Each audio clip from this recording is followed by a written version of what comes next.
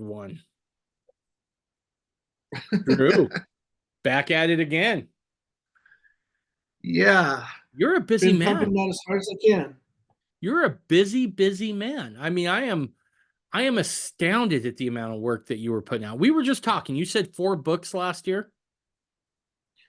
Yeah, four books and put out a couple new editions of some of my older works. Yeah, it's That's been nuts. super busy.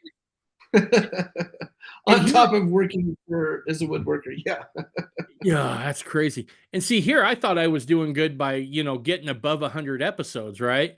And what I do is way easier than what you do. I mean, you're running circles around me.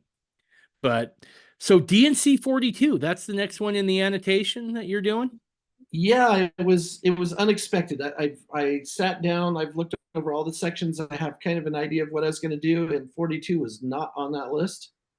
And in fact, actually, at the point when I started doing it, I didn't have a full list of what I wanted to do. I just had a couple. And I was talking to somebody at Centennial Park, and he said, "So, what do you make of all the changes in DNC 42?" I said, "Well, I haven't got there yet." And he said, "I'm really curious who made all of those changes to the Doctrine and Covenants. They're not small ones. There are lots of them. They're substantial. They're like very. He didn't get into all the detail, but they're substantive. They're doctrinal. They're substantive. They're administrative, and it's not just grammar and commas and stuff like usual." Said, "I want to know who did that and why, and all that sort of stuff." And I was like, "I don't know," but so all of a sudden I said, "Well, I'm going to find out for him." And I didn't figure I would just do the whole section because it's huge. Yeah, it's like 92 verses. Yeah, I was like, I don't want to do another one like that. I want to do a couple small ones, It's and almost and like for a those, small pamphlet or book. yeah. So, well, I've been doing well. My intention was to do monthly updates for the DNC project, and so I did the Amon Revelation, I did the Apocrypha, I did some smaller sections just to kind of get some momentum going. So I didn't want to bog myself down with this gargantuan section. But I thought at least I could do is go over the original manuscript, find out about the changes, which ones got approved by Joseph, which ones didn't, give it to him and move away. Right. And by the time I did that, I was sucked into it. Anyway, it was a huge project, much So much bigger than I thought. did you ever did you ever figure out who made the changes? Was it one person? Was it multiple people? Yeah, yeah, that was actually pretty straightforward, and I was really surprised. Um, so basically, Oliver Cowdery just made all the changes, and he made the changes and said, "I never, I made a bunch of changes from the original published version of this, but they were all in the original manuscript, basically." Big fat lie. I mean, it just wasn't true at all. Huh. Um, and it may be true, and I think it arguably is true, that the intention behind the original manuscript was not changed. But there were a lot of changes. And for instance, they when DNC 42 was originally written, there was no High Council. There was no revelation on the High Council. Right. And so it says, if you disagree with the bishop on its consecration, they grab a couple of elders and they can, sort it out. Well, sorry, Oliver Cowdery changes it, says take it from the high priests, accounts of high priests or something like that. Well, that was after you read the revelation on the High Council and how it's supposed to work, that makes sense. That's kind of their job. Mm-hmm. But that's also not original. But is it the original intent? I mean, the idea is to have a supervisory board set up to oversee what the bishop does to make sure he's not being a bully, and or to say to a person who's disagreeing with the bishop, "You're being unreasonable." Right. The bishop's being a good guy, and you're just making his job hard. Knock it off. The intention appears to be the same. So that part was pretty easy, and I've got some quotes that I about those changes in the introduction that just basically say, yeah, Oliver Cowdery did it all. Now the next question is, did Joseph change those? Did he accept those? And the answer is yes. And so then I was like, was Joseph careful about editing these sections? What evidence do we have? And for the most part, it's not like we have a record of Joseph saying, well, today I went over the Doctrine and Covenants for publication in 1844, which is, of course, after he dies, and in that process, I went through sections, blah, blah, blah. And we just don't have a record like that. He didn't, he wasn't that meticulous. He'd just say worked on D&C or, went over to the office, and he doesn't say what he worked on. So there's no way to know that per se. Except for one thing, and I wish it was on the top of my head, but it's not. There was one place where he changed one letter, but it completely changed the meaning of the word by changing that letter. And it was such a meticulous change that he made. It's clear that he was paying attention. He didn't just pass off all these changes absentmindedly. He was reading over it carefully. Yes, this is the intention behind what I wanted. And in my estimation, looking over all the original documents, he approved all of those changes. And frankly, if you read them, it makes sense. And maybe I'll read over a couple while we're talking. So as I'm looking over the document on my computer, anything that's in blue is a change. I don't have I know you can't see it. I'm trying to describe it. Sorry. Anything that blue indicates a change to the original manuscript, and I would say 50% of the page is blue. Did you want to share your screen and I can show that on here? I don't know how to do that, but I'm happy to. I could just do a screenshot. That you can do that. Whatever works for you. If you go to the bottom of your Zoom screen there, there is a share screen button. Oh, I've had to do it on the oh yeah, I see. Okay.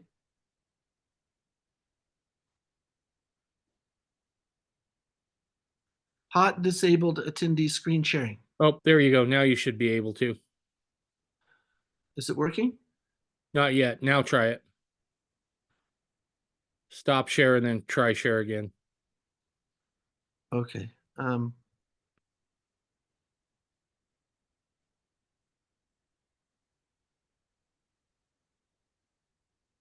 Yeah, okay. Doesn't look like it's doing it. It's fine. We're good. It says entire screen. Oh, there it is. Okay. So can you see now? Nope. Okay. It's good. Don't sweat it. It's okay. So I'll just read part of it. The consecration starts in verse 29. Before you do that, I got one question on this. If Joseph approved of these changes, why do you think it is we need to look back then? Do you feel like that there was, like, I guess, and correct me if I'm wrong here, Drew, I imagine that Joseph's making changes because, he wasn't comfortable in one part of where he received the revelation, or he's like, I think I may have gotten that wrong in as I was dictating it. What if he's okaying these changes? Is there anything that we're going to see in this annotated version of 42 that's going to be counterproductive, if you will?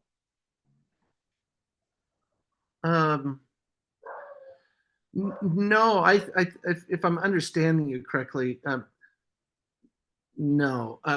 So first of all, I think it's helpful actually to look at the original changes, and I guess that's kind of like why do we want to look at this? If Joseph proved them, why even look at what it used to be versus what it is now? It's basically what you're saying. Yeah. Because my thought would be, it's a fair question.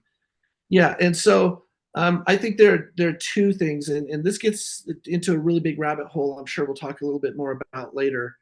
But D&C 42 was not liked by the membership. It was wholesale consecration, as outlined in D&C 42, was wholesale rejected by the church and has never been lived by the church. And the saints still didn't want to live it 20, 30 years after, even after they've been through the temple, they got their endowments, they did covenant consecration. They still didn't like it.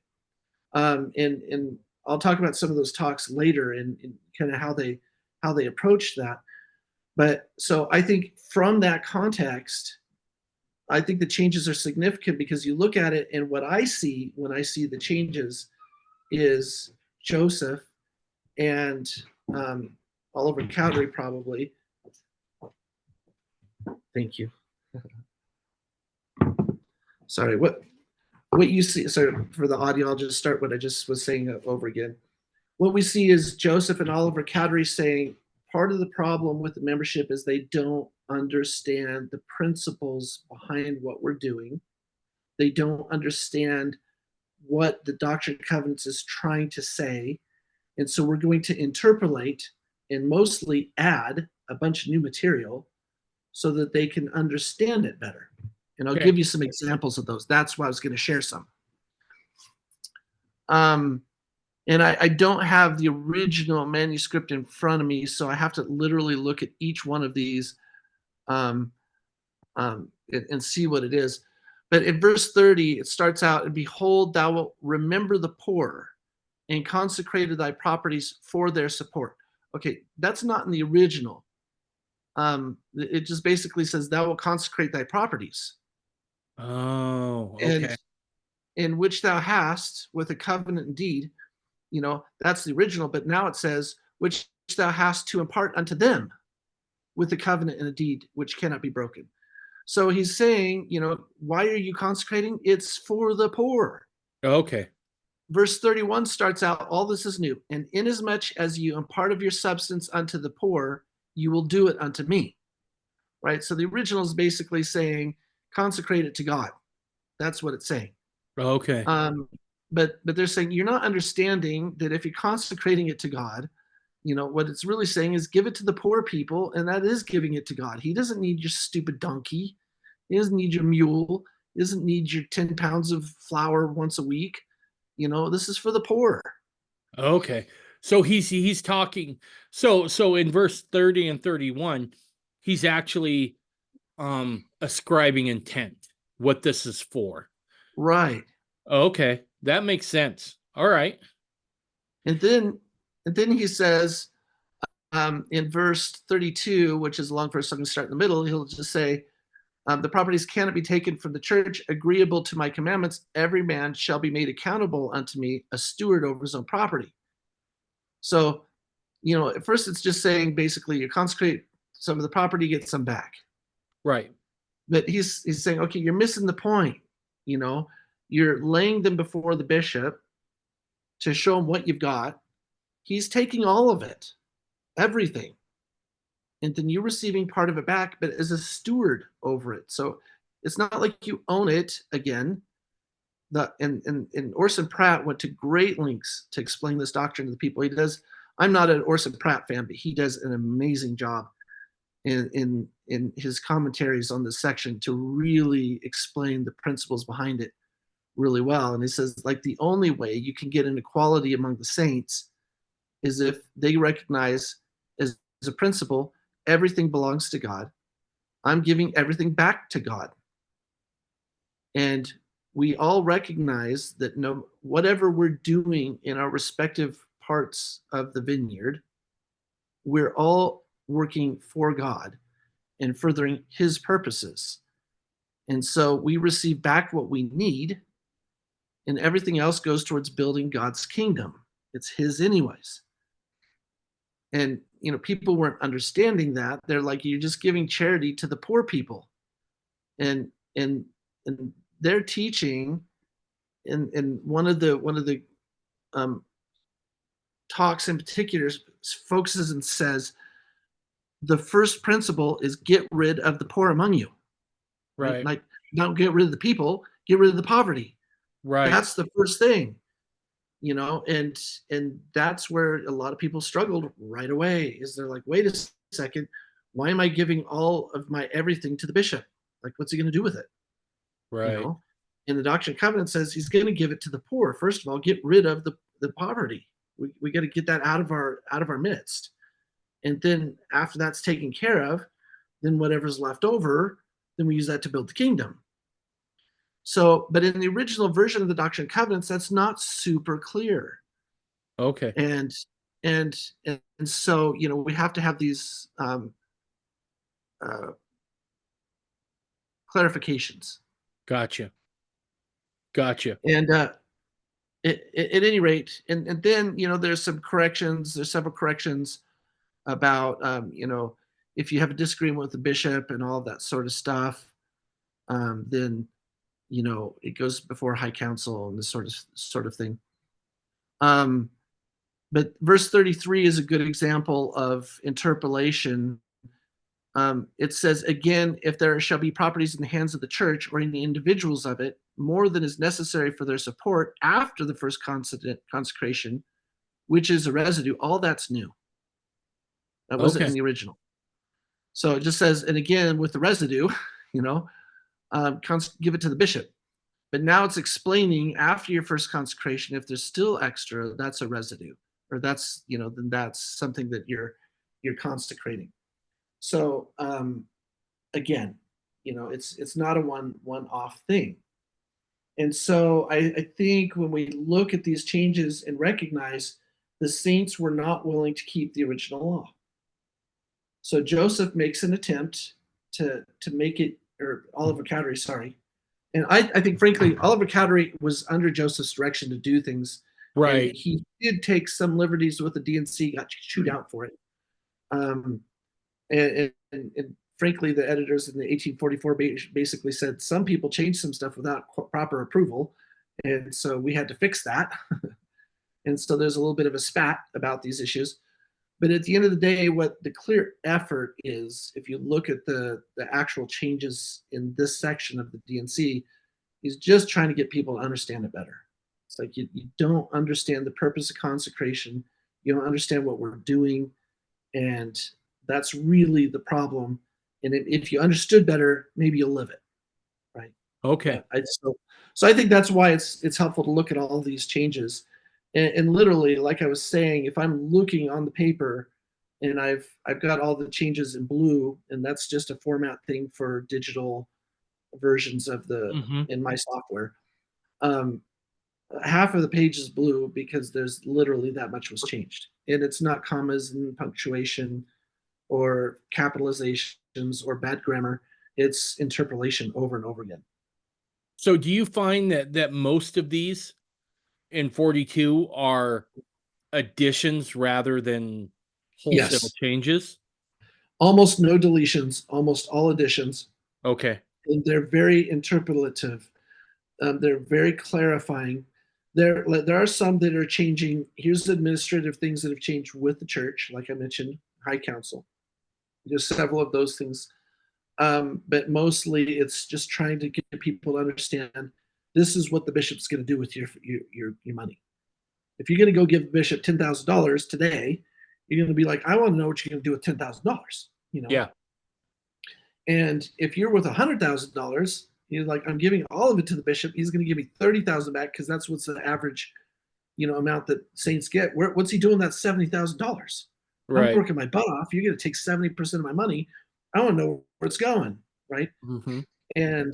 And so I think that was their first effort, was to say, okay, we need to help people understand what the bishop's doing with this. And in fact, if you look at the other sections of the Doctrine and Covenants that address consecration, we see them kind of amending and backstepping from the original D&C 42 to make it easier to understand, to explain what the bishop's doing, and to make it less hard, less difficult.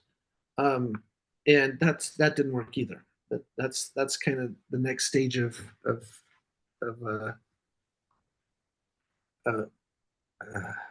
historical record, I guess. Gotcha. This is fascinating because we get a glimpse, like what you're doing here. I think really a lot of people, including mainstream LDS folks, have been asking, what was the process for the Doctrine and Covenants, right? Because I've made this contention for a long time. The Doctrine and Covenants is unique in all of Christendom, probably in religion generally, right? because got to be close to 90 some percent of everything that's said is coming direct from the Lord, right? Yes. There's no real interpretation going on.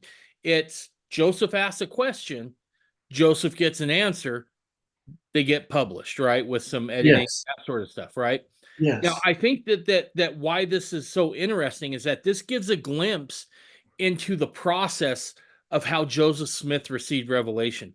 And just as Yes. we were talking here, it seems like he's not getting so much words as he is Idea. ideas and principles, right? Yes. And then Yes. as he dictates it in the moment, he's not thinking about, are other people going to be able to understand this? Right. Or how are they going to misinterpret it? Right. He's just spitting it out as it kind of comes, so to speak, right? Yes. And so this is fascinating because this shows that Joseph will receive these revelations, and he knows what the intent is because he's the one receiving it. And then Yes. he puts it forward, and then he's like, well, wait a second. That doesn't necessarily describe Express what I meant. express the interest, the Yes. intent there.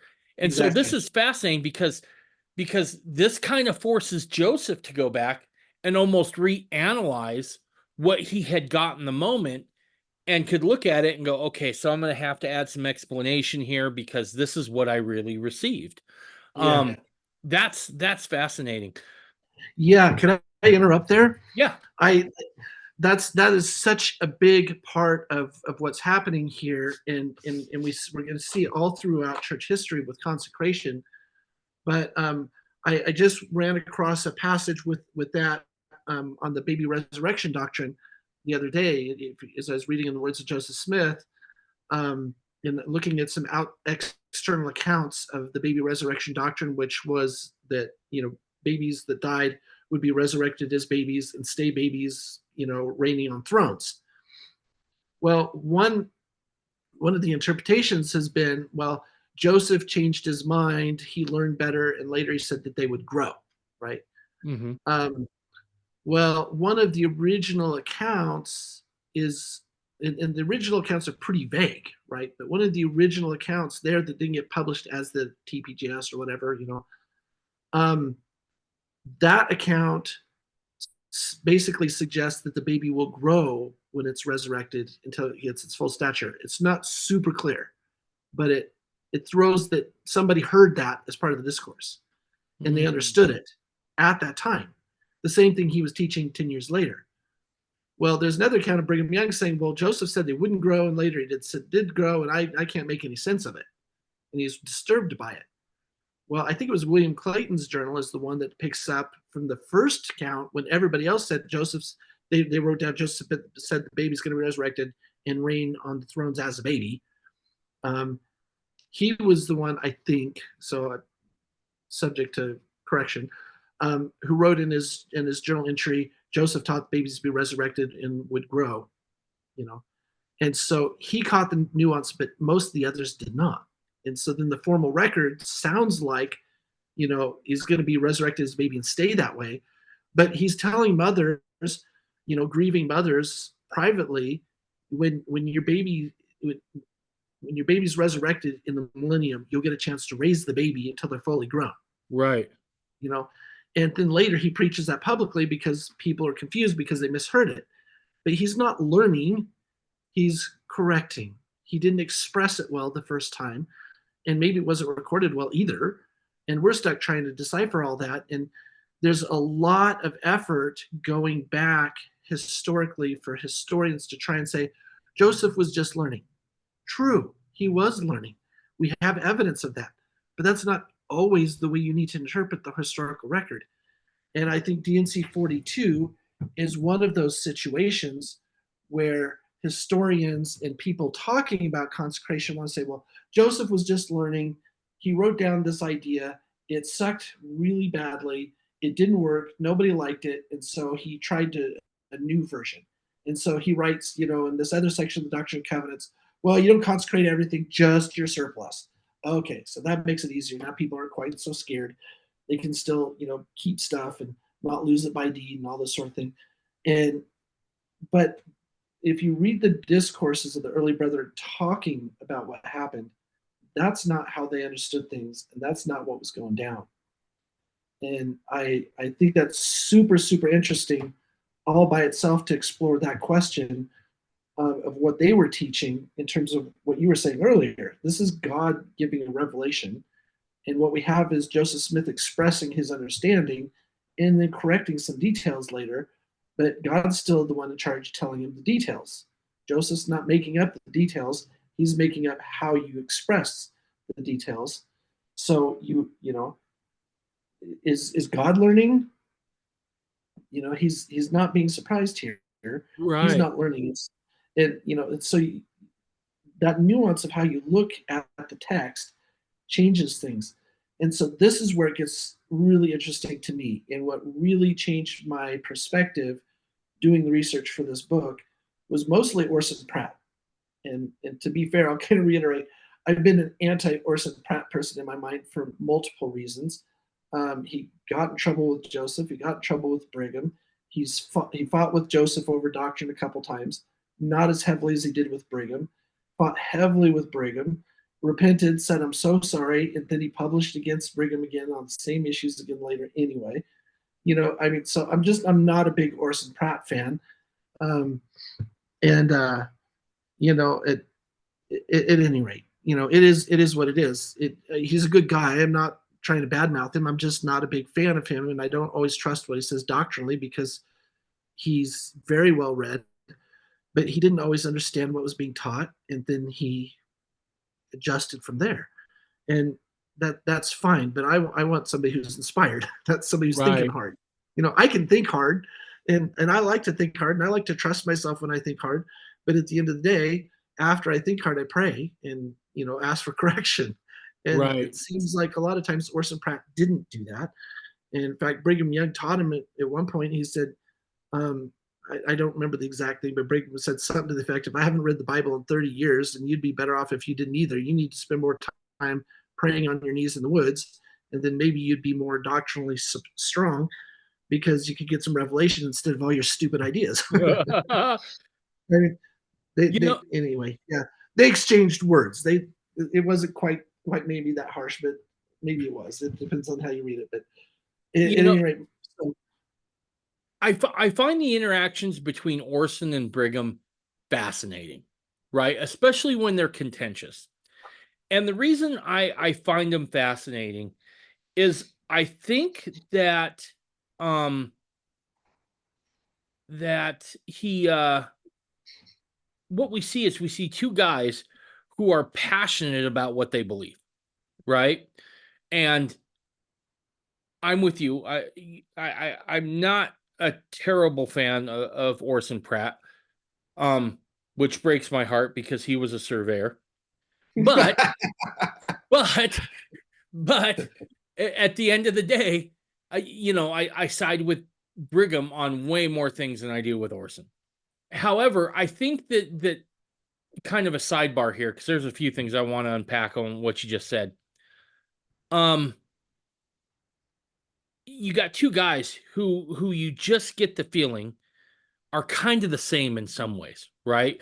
They're going to come to their conclusions and then they're going to hold to those conclusions unless you can prove 100% that you're off base, yeah, right? And they and go they're at passionate it. about the gospel. What's Yeah, that? and they're both very passionate for the gospel. Yes. And they go at it, right? They go at it hard, right? There are certain things that Orson said about Brigham that had I been Brigham, two things would have probably happened. One is I'm going to excommunicate you and then we're going to fight in the street, Right. right? But and this is where I also think that this is fascinating because you can see, Brigham gets the rap of not having any patience whatsoever. But someone asked Brigham once, why don't you just X him, right? Get rid of him. And Yeah. he's like, you could cut that man into 1,000 pieces, and each one would testify that Joseph Smith was a prophet. And I think that's a lesson we need to learn, especially within Mormonism. We're going to have different ideas. We're going to have different Yeah. beliefs. And that's Yeah. fine. As long as we can kind of stick around those basics, we can work with Yes. each other a little bit, right?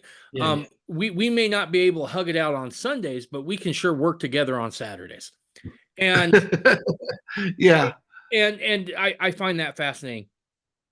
The other thing I wanted to ask about is, as you studied 42 here, because consecration is a touchy subject even today, right? Yes. What was your takeaway there, right? Because there seems to be two overarching narratives with this, with consecration. It was either a really bad hippie commune that never got up off the ground really well, Hmm. or it was um a power grab if you're on Yeah. the anti-Mormon Yeah. side of things. In your opinion, after studying 42, seeing the original record, seeing and then comparing with what we got now, and then maybe looking at practice, what was your idea of how the saints and Joseph especially envisioned consecration being lived? Yeah, that's a great question. And um, I would say the biggest thing, and for me, what really makes the books that I'm doing on this subject valuable is I'm providing all of the known commentary from the brethren on that section in the book so that you can see how they interpreted it. So, in answer to your question, I would say originally, before I began studying and unpacking this section, my understanding was, and frankly, I hadn't delved into it super deep.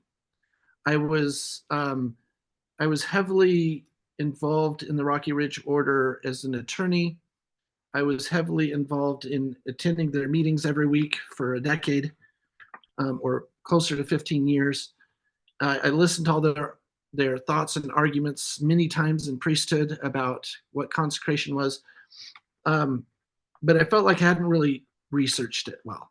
Mm-hmm. But from that perspective, it seemed to me that Joseph introduces consecration in 42. The saints try and live it, they screw up, and it doesn't work. So Joseph goes, asks more questions, um, tries to implement that, screws up, doesn't work. So Brigham Young tries to do the same thing, and experiments around with different United Orders, and it just never really worked. Um, I don't see it at all like that anymore. So let me read to you a couple things that Orson Pratt wrote that were key in changing my perspective on this, and then the next thing that I wanted to point out was kind of, why did God reveal something that He knew the saints were going to reject, Right. and and especially wholesale in the way that happened? I think that's a fascinating question. But first, let's go back to what Orson said. Um, Let me double check that this is Orson Pratt. While you're doing It that, is. I just want to give you a warning. You want to be careful quoting dirty surveyors. We're all over it. And so, Right. um, Yeah, I've previewed all of this, so we'll be good. This is Journal of Discourses, Volume 16, page 5. Um, when he saw the hold that the traditions in which he had been trained had upon our hearts, he, meaning God, revoked for the time being the law of consecration. Says one, what? God revoke a commandment? Yes, that is the way he did in ancient times, and he's the same God yet. He did it for our good. For if the law had been fulfilled or had been in full force for this people, would not have been in the mountain. If that law had been in full force, this people would not have been in these mountains this day. Our selfishness and covetousness are so great that as a people we never would have complied with it. A few amongst us might have done so, but as a people we should have been overcome and ruined. But owing to that law being revoked, many of us will now perhaps be saved. Okay, so I don't know if that's doctrinally accurate that it was revoked. That actually doesn't seem to be the case to me. Um, but it is Orson Pratt saying God threw this out there for us because this is the fullness of times. You want to know what the full doctrine is, how things work? God doesn't appoint us partial heirs. He doesn't say you will receive most of what God has. He says you will receive all that God has. You will become an heir, a joint heir with Jesus Christ. That a joint heir, legally speaking, means you get equal division. Orson talks about that and distinguishes that a little bit. It does a very good job, by the way, of talking about joint heirship, and what that might be different. But that is the order of heaven. And so he's saying, I'm giving you the order of heaven here. And so then we can't live it.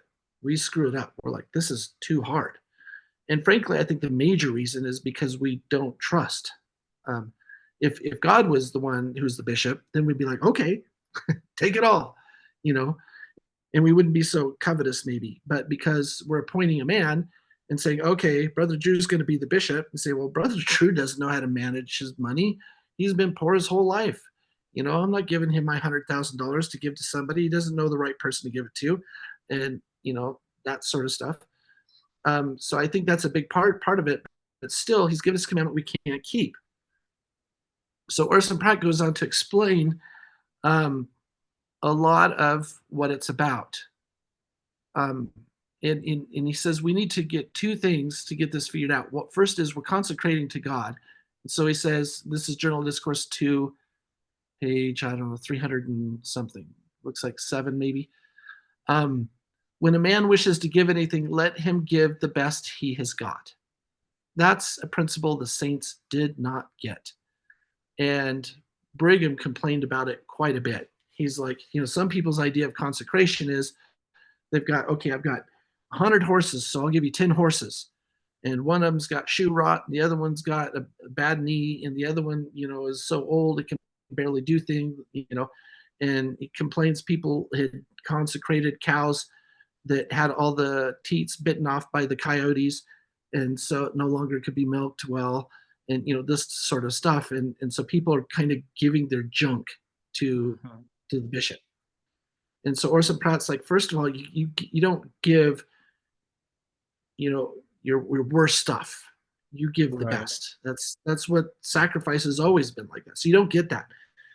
And another principle that he hit really, really heavily was to say, look,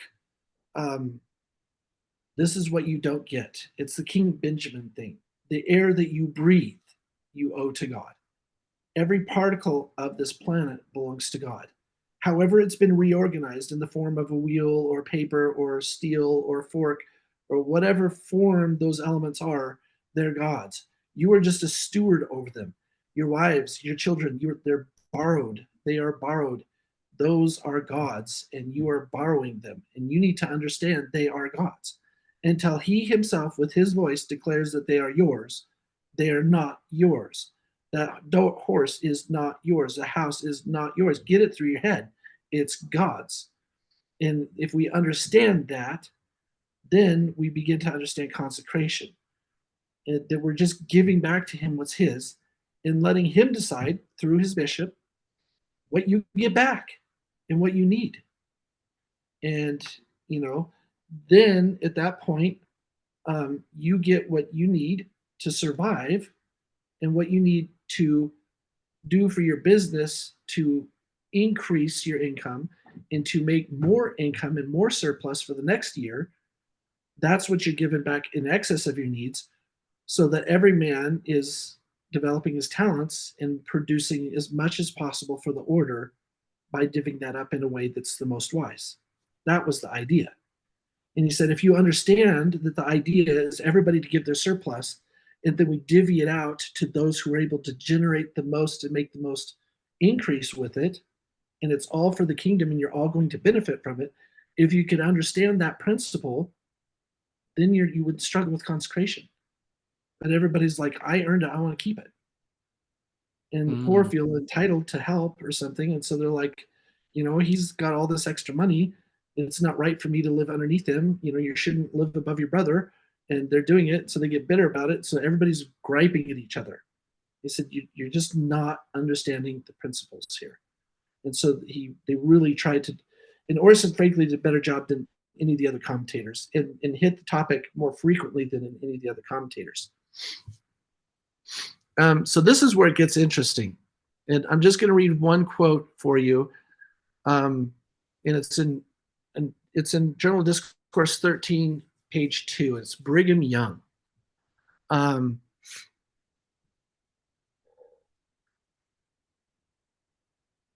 Brother Pratt in his discourse had considerable to say with regard to the property of the saints. I would like very much if the time was now when the Lord would say, lay down your substance at the feet of the bishops, and find out who in this church would be willing to give it all up. So he's basically saying, I would like it if now was the time when D&C 42 was in action. That's basically what he's saying, because none of the other sections of the Doctrine and Covenants really says that. It says give your surplus or something, but this one just says lay down all of your substance at the feet of the bishops. But this is the key thing he says that it was so fascinating to me. This cooperative movement is only a stepping stone to what is called the Order of Enoch, but which in reality is the Order of Heaven. So the reason that's significant is because people are saying, well, Brigham Young was trying to figure out the United Order. So he started up all these different United Orders, trying different things to see what would work. That's actually not what happened. And there are several commentations in the book that tell you more of what happened. But this is as good a summary as any, as far as being short and pithy. What Brigham did is he went around to the different individuals and said, what are you willing to do? This is what Doctrine Covenants tells us. What are you willing to do? And when the people that he spoke to talked to him about consecration in terms of the cooperative movement that was then kind of going around, they're like, we like a co-op idea. That works. He says, all right, well, let's start a co-op here and we'll do these rules. And they're like, all right, we'll try it. And so he went around the different communities and started these different co-ops with this kind of an attitude of saying, what are you willing to do? And they weren't that clear in saying it like that, but that's basically what was going on. And so Orson Pratt says, I'm really excited that we're gaining some momentum, but what you guys don't realize is Brigham Young is not putting your nose to the ground and making you live consecration. He's putting your nose to the ground to see what you're willing to do so that we can have a stepping stone towards doing what's right. And I just want you to do what's right. So I thought that was fascinating. So instead of looking and saying Brigham Young's experimenting, trying to figure out how in Hades were we supposed to apply the Doctrine and Covenants, it's just not clear about these details. It is pretty clear about what to do. The saints just didn't want to do it. Right. And there are several discourses where the brethren are saying, you guys rejected consecration, so God gave us some modifications. You rejected those too, so he gave you tithing. He said, how many of you are even paying full tithing? You won't do that either. And people, you've got some few people who say they want to live consecration, but you're not. You're not really doing it. You're doing some baby version of it. And they're saying, we want to go back to the real thing. That's what Brigham's saying. That's what Orson Pratt's saying. But they're saying, we're just working with you at your level. That's what we're doing. And so I thought that was really interesting. And so now I look at it more as this is the saints, again, not doing their duty, and the brethren trying to get them to do their duty, Right. Interesting. So kind of jumping forward in time. So I'm now living in Colorado City, which it's not because I'm FLDS, because I'm not. It's just a pragmatic living quarters situation. Found some place that worked well for our family, so I've been making some friends out in Centennial Park, and I asked to talk to some of them and say, you guys have a United Order that seems to be doing really well. If you drive around the neighborhood down there, and you can see they're doing really well. There are several gargantuan mansions there that might as well be castles. They're huge, and a lot of the properties are really nice and well kept and very large. And everything in their community, for the most part, is at least middle class and mostly upper class. So they're doing very well financially, and that wasn't the case 30 years ago. They were really poor and struggling, from what I've heard. So I was talking to them and saying, and I'm having ongoing discussions with them because this is an ongoing issue for the Doctrine Covenants. I'm going to cover more of these sections as time goes on. I said, I was with Rocky Ridge Order for about 15 years, working with them on a regular basis and talking to, they were my friends, Right. And there are several other orders in AUB, and I did a lot of legal work for them, and I met a lot of those people, and they're also my friends.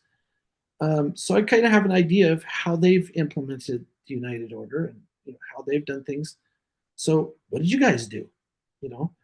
And I kind of expected him to sit down, and I told him, I'm wondering if somebody has this kind of information that can sit down with me and say D&C 50 says this, and 45 says this, and 70 says this, and 78 says this, and 107 says this. And so we did these things. That's kind of what I was expecting. Right. Because that's what I saw. And when I would go to the United Orders in AUB, they would say, well, Doctrine Covenants 78 says this, and 107 says this, and whatever. They'd all have their 2 or 3 verses that they really liked, and they think everybody was messing up, and Right. That's what they would focus on, and that's great. That's how we learn the gospel, and they're just doing their best. So I sat down and I talked to them and said, how did it start with you guys? And they've got actually a very interesting history of it. But the long story short is a lot of the people there didn't have a strong doctrinal grasp of the United Order. They had kind of tradition, and a lot of that was FLDS before they split.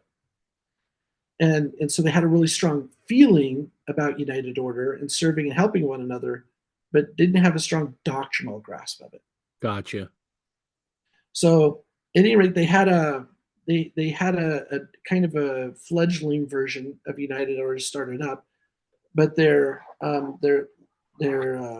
don't honestly know how they call their titles and stuff, but I would say their senior apostle basically got a bunch of committees together and said, I want you guys to figure out and draft up a United Order that you guys cannot live with. And he basically told them, I don't want some scholar to come tell us all the things that we're not doing that isn't in the Doctrine and Covenants and why we're wrong. What I want from you is tell me what you're willing to live. What are you willing to do? And when the guy I was talking to told me, I said this, I said, that's genius. That's what Brigham Young was trying to do, which I hadn't known until I was researching this section and reading all this commentary. Interesting. Because I've read some of the histories and the articles, and I've listened to a lot of them summarized in meetings and stuff. And they're saying, well, Brigham Young tried this, but it didn't really work. And so he tried something else for this order, and that didn't work either. And they're making all these things out to be human error. And really, what Brigham was just saying is, what are you guys willing to do? And we'll get started. And like the quote I just read, he said, this is just a stepping stone to do the real thing. And that's what this guy did. He basically said, what are you guys willing to do? And because of their traditions, and because the whole concept of consecration is pretty selfless, they had, from what I understood, and I've only kind of had a few conversations, so nothing major, but my understanding is they just looked at it and said, well, first of all, we don't want any poor among us. And so that principle really stood out. So, when they calculate their tithing, historically speaking, I think it's far from accurate. It's kind of how the church does it. If you want to say, how do they calculate consecration? Honestly, I've got a quote from Joseph says they're doing it exactly wrong. But the principles and the purpose and intents behind what they're doing is precisely right. And so it's working really well for them. As far as from an outsider's perspective, looking into their community, I'm super impressed. And their main principles are, first of all, we don't want any poor. So if we've got somebody who's struggling, they don't just say, okay, how much money a month do you need, and give them a check, right? Right. They say, and I don't know all the workings of it, but I kind of gather they sit down with an individual and say, what's the hang up for your business? How can we help you be more successful so you don't need our money? How can, because nobody wants to get a handout anyways if they're really No. trying to live the gospel. Most people, I'm always appreciative if I get it, but I feel ashamed, right? Right. And I think most people are like that in the gospel. They don't just want to check every month and be emasculated. They want somebody to say, well, I just need this equipment or I need this. And so then they work and they find some resources and they help them with what they need to get them on their feet so they're not poor anymore. And Gotcha. then everybody benefits now because the 4,000 a month that was going towards that poor person is now not needed and can go somewhere else. And that poor person's generating money and giving somebody else. And the idea of what is poverty keeps becoming an increased bar. Might have Right. used to been somebody makes 20,000 a year, now it's 50,000 a year. Who knows? So I thought that being their first primary principle is precisely the feeling. The very first verses that I read to you, it's like, if you're giving to the poor, you're giving it to me. Take care of the poor. That's what the purpose of this is for. And so, whether or not they're following all the technical guidelines, the purpose is exactly what God's trying to do. So that's their first thing. And Oh, go go ahead. ahead. Sorry. I was going to say it's fascinating to hear that account because as you talk about consecration, you get one of two answers. The one answer is, well, we'll all just be poor together, and so we won't realize we're poor. Right. Right. And then there is, and I don't ascribe to that. Right. I don't think that's what the Lord's intent was. I think the Lord's intent was when he said there'd be no poor among us. I don't think he's saying, I'll just make all your situations miserable and you'll have no reference. Right. He promises they'll be the wealthiest of all communities. Yes. If you look at what the Lord's saying, he's like, do you really want to live this order? Buckle up because you will all succeed. You will all go forward, but you got to live by these principles. So I appreciate what you point out there that this isn't an idea of, well, we'll just all be poor together. We'll all live in hovels, and no one will be able to tell Yeah. who's rich and who's poor, and because we'll all be poor. Yeah. It's such a faithless view of consecration. Well, and I'm not saying it's not common or not uncommon. I'm just saying it's a well, faithless version of it. but I think this feeds a larger narrative, Drew, and it's Yeah. something that I've seen creep out of BYU more and more. Is this idea that consecration was nothing more than socialism with a religious bent? Yes. Yeah. And I've been one that said, I don't think that's it, right? And as I dive in and I read 42, the Lord is talking about, the harbor raising all ships, right? This isn't just, again, we're all going to be poor together. This is about, no, together we will all succeed and we will all rise. And I find it fascinating that the history bears this out as well. Yeah. And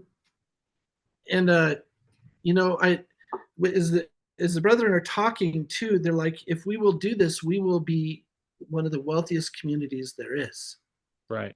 And to me, that's one of the reasons why I was interested to talk to Centennial Park, because if you drive around their community, I've driven around a lot of fundamentalist communities, and frankly, they on a picturesque level, they on driving by the community. I mean, I realize that's a very superficial thing, but they look like they're doing a dang good job compared to everybody else. I've been through several United Order areas, and you got junk trailers and junk cars and things piled up on the side, and things aren't kempt, and it looks like white trash.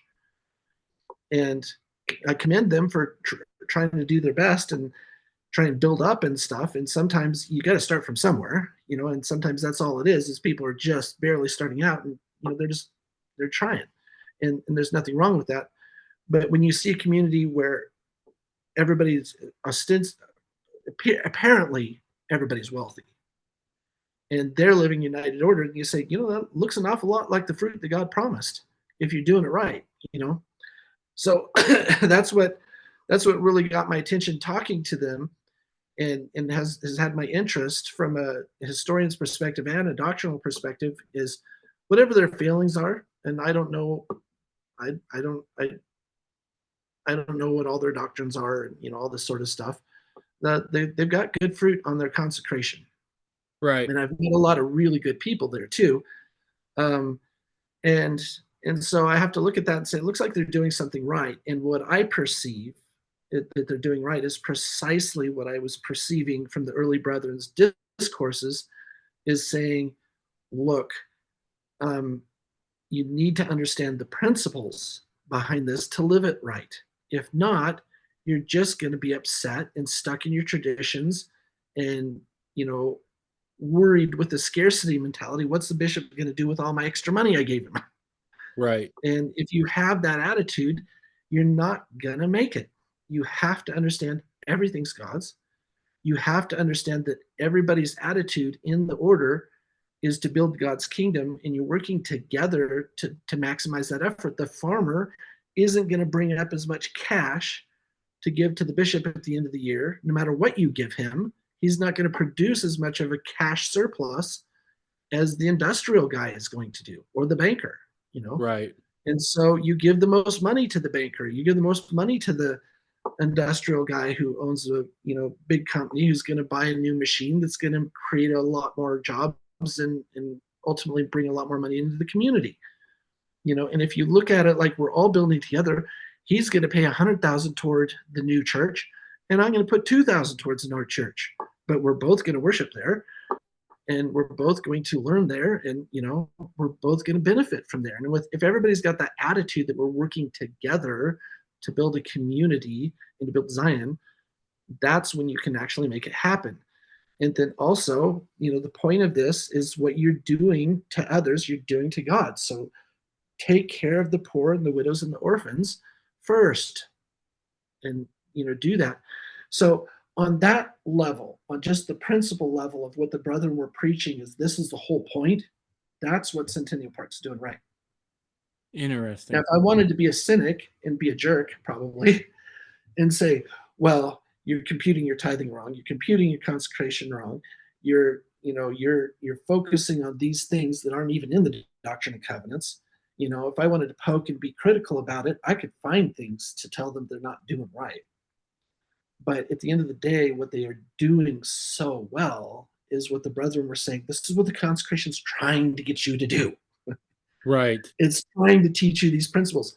And it's the same thing like the letter to Edward Partridge, where he's describing how to calculate tithing. It's such a small number compared to what everybody teaches you to pay tithing. Right. And when I was looking at it, saying, well, what's going on here? This is what I'm seeing. Tithing is a baby doctrine for consecration. What's it trying to do? It's trying to teach you to get ready for consecration. Well, what's consecration trying to give you to do? And Heber C. Kimball described it like this: trying to get you to learn to love your neighbor more than yourself. It's trying to get you to learn to love, to give, and to find joy, compersion in the joy and success of others, instead of just your own success. And that's what it's trying to do. And that's all tithing is. Right. It's supposed to take care of the poor. Frankly, if you calculate it right, it's not going to take care of the poor. You're going to need more than that. But it's a stepping stone to get you to feel good about it. Right. And yeah. And so Go ahead. Sorry.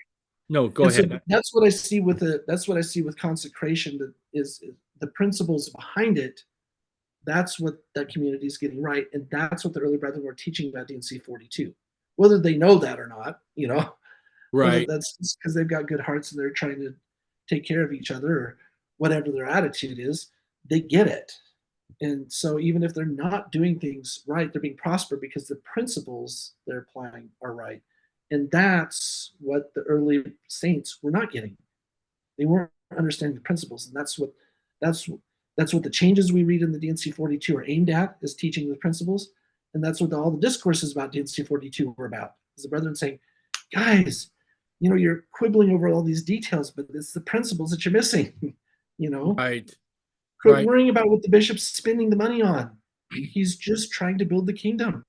That's what everybody's doing.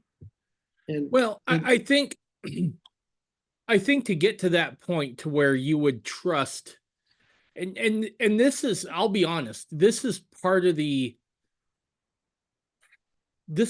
hard part about it, right? Is that you have to have, if you're going to live consecration, you have to be very comfortable with the organization that you're part of, right? That yeah, there's no corruption, that everybody is on the up and up and doing the best they can.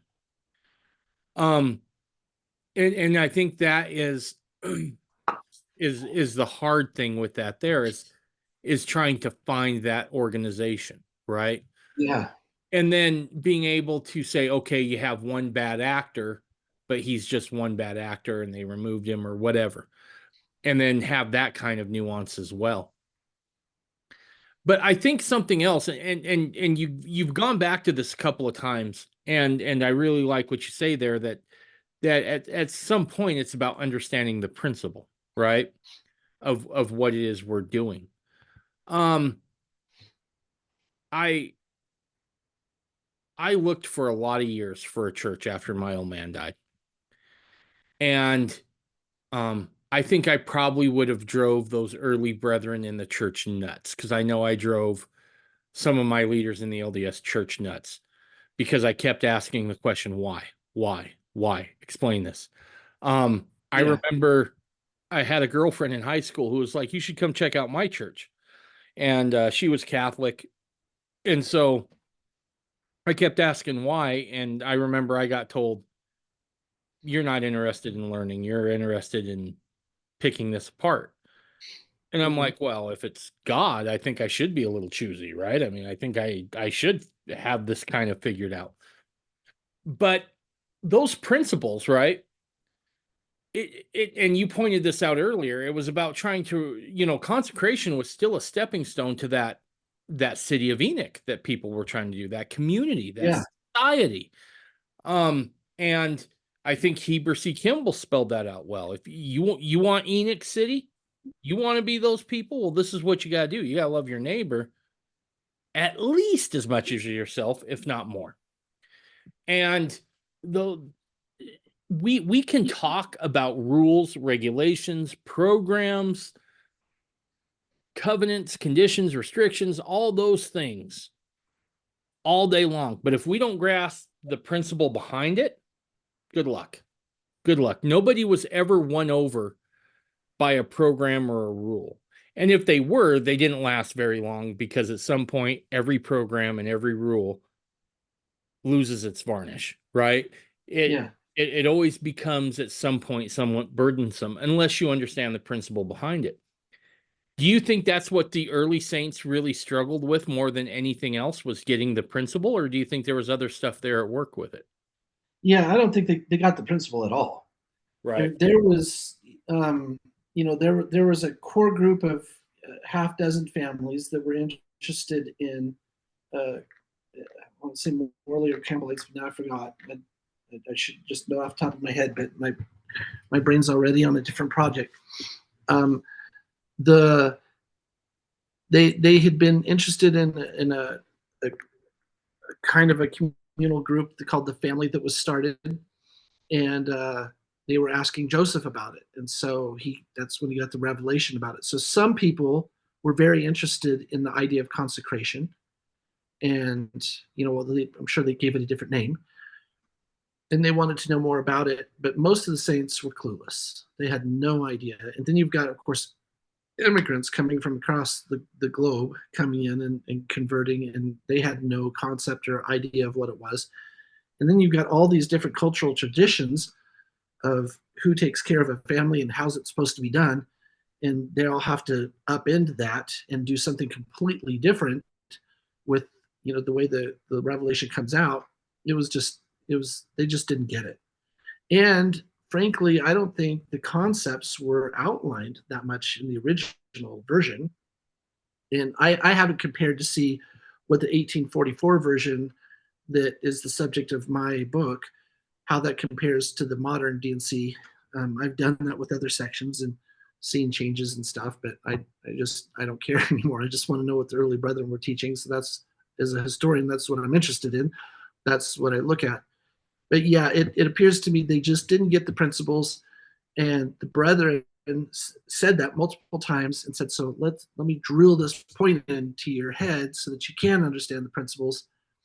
But there's a lot of changes constantly going on. They're getting kicked out of Missouri. They're getting kicked out of Nauvoo. They're going across this country. They're getting threatened with, Johnston's army, and they've got Indian problems. And, people again immigrating from all over the world by the thousands and trying to learn basic principles and then add to that consecration and temple building. And there's just a lot to learn. Right. And I've been kind of amazed working on this particular project, the D&C Annotated project, because I've been studying now very heavily, nearly 20 years. And they put out, like, I don't know, 12, 13 books or something like that, whatever it is now. And I'm still learning tons, Right. and I'm constantly running across new things that I haven't seen before.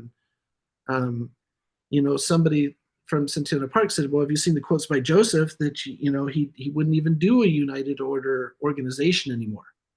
And I was like, no, I haven't seen those. So I said, well, it's in Lyndon Cook's book, Joseph Smith and the Law of Consecration. So I ordered it, just showed up today, and I already found those quotes and looked at them. And that's not quite how I read it, Right. He said, while we're in poverty in Nauvoo, we're not going to try and live consecration as outlined in 42 because we're all poor. Interesting. And we can't live that law. We don't have the wealthy to take, to start it off. And we've got to have a certain degree of wealth to get that going. At any rate, and also, at that point, another one of the quotes, and I haven't fully delved into this, so I don't want to represent the entire book because I haven't read it yet. But he basically says we need saints that have already covenanted in the temple and who understand what it means. That's your foundation to starting a United Order. Interesting. Which is, that's interesting all by itself. But from experience, you have a United Order, and you get in generations 2, 3, 4, and you have kids growing up who aren't endowed, but whose parents have been in the United Order, and they want to join the order too. But nobody says we have to be endowed first. They just kind of let you start, join and get endowed when you get endowed. And some groups don't have the endowment, and so that's not a starting point for them either. No, So that's fascinating that Joseph kind of put a few litmus tests, I guess, if you will, on living the law of the living United Order, right? This idea of, well, you can't start out with nothing and put it together. And then also go to the temple first. That's fascinating. Yeah. I thought that was very significant. And when Joseph Smith originally learned about the law of tithing, he said, and I don't have the quote in front of me, but he said, Lord, I covenant to live this law as soon as I get out of debt. And the reason he said that is because you can't pay on surplus if you're in debt, because by definition of debt is you have no surplus. Right. You have a deficit instead of a surplus. You can't pay tithing. Well, now we've got all sorts of problems. Well, what about borrowing for leveraging and all this sort of thing? Is that really debt, or is that an asset that you're really calling that? Excuse me. Modern society's got a lot of little tricks like that they didn't have in Joseph's day, but he understood the idea that you can't pay on a surplus if you don't have one. So he says, as soon as I get one, I will do that, but I don't have one yet, so I can't do it. And Well, so I in think, Nauvoo, he's looking at a higher law that's kind of like tithing that requires everybody have a surplus in the first place and says, none of us have a surplus. How mhm. do you even consecrate if you don't have a surplus? That's the whole point is you give your surplus, you know? Well, I think that's interesting too, right? Because for some of my mainstream LDS audience, they're not. That's something that you have to look. That let me phrase that. That's some doctrine that's buried deep. This idea that you pay tithing on your surplus, not Yeah, just wholesale, right? Um, right. and that can blow people's minds. And the fact Joseph said, makes that covenant as soon as I'm out of debt shows that there's some sort of order to all this, right?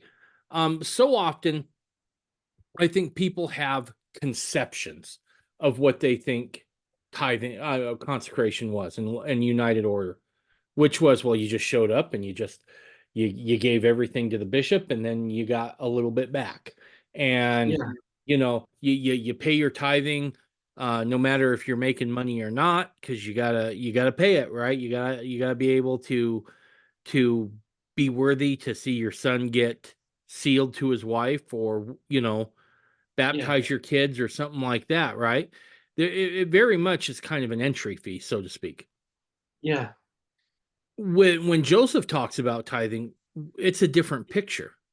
And I think it's even a different picture within 42. I think it's in 42. You could tell me if I'm wrong or not, where it talks about consecrating your surplus, right? yeah. Well, technically, and I kind of misspoke on that.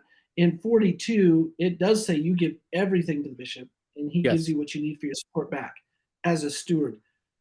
In pragmatics, that basically means you're giving your surplus, because you're getting everything you need back, and nobody's going to take your fork and your razor and your Right. your stuff that everybody's got. They want to look at what you have above and beyond what everybody else has to see what's usable for something outside your home. Because if I gave my stove to the bishop, I don't have one. It's Right. not, I'm going to now be the poor, and we're trying to get rid of the poor. Right. So, but later editions of later sections of the Doctrine and Covenants made it that you only consecrated your surplus. Um, and Joseph speaking later, Nauvoo, that's what he was speaking toward. So do Is you, you know, go ahead. Sorry. um, so to be clear, technically you gave everything in D&C 42, and you received what you needed back. And if you had a disagreement, then you go to High Council or something. And Joseph specifically said it's not just the bishop's decision, but it's not just the steward's decision either. They come to an agreement, and if they can't, then they have a mediator. But later it addended that to say, okay, don't give everything because people are stressed that they're going to get kicked out of the order and they go apostate, and then they're not going to have a house, they're not going to have cattle, they're not going to have anything, right? And that's what they were worried about. So they didn't want to do the United Order at all.